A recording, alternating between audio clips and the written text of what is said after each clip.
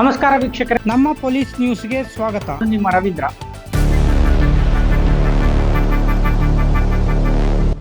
ಶ್ರೀಗಂಧ ಸಾಗಾಟ ಯತ್ನ ವಿಫಲ, ಹೊರ ರಾಜ್ಯದ 4 ಬಂಧನ.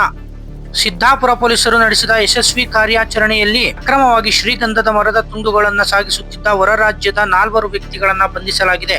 ಬಂಧಿತರಿಂದ ಸುಮಾರು 750 ಕೆಜಿ ತೂಕದ ಶ್ರೀಗಂಧದ ಮರದ ತುಂಡುಗಳನ್ನು ವಶಪಡಿಸಿಕೊಳ್ಳಲಾಗಿದ್ದು, ಇದರ ಮೌಲ್ಯ 1,12,00,000 ಎಂದು ಅಂದಾಜಿಸಲಾಗಿದೆ. 4 ಆರೋಪಿಗಳನ್ನು ವಶಕ್ಕೆ ಪಡೆದು ವಿಚಾರಣೆಗೊಳಪಡಿಸಿದಾಗ ಅವರು ಶ್ರೀಗಂಧವನ್ನ ಅಕ್ರಮವಾಗಿ ಮಾರಾಟ ಮಾಡಲು ತಂದಿರುವುದಾಗಿ ಒಪ್ಪಿಕೊಂಡಿರುತ್ತಾರೆ.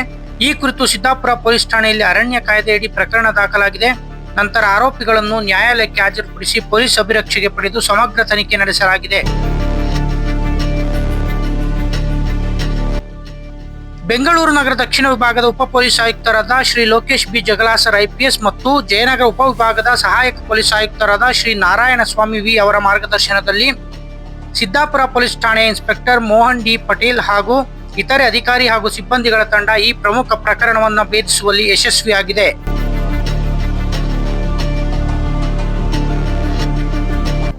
ಕ್ಷಣ ಕ್ಷಣದ ಪೊಲೀಸ್ ಸುದ್ದಿಗಳಿಗಾಗಿ ವೀಕ್ಷಿಸಿ ನಮ್ಮ ಪೊಲೀಸ್ ನ್ಯೂಸ್. ಧನ್ಯವಾದಗಳು.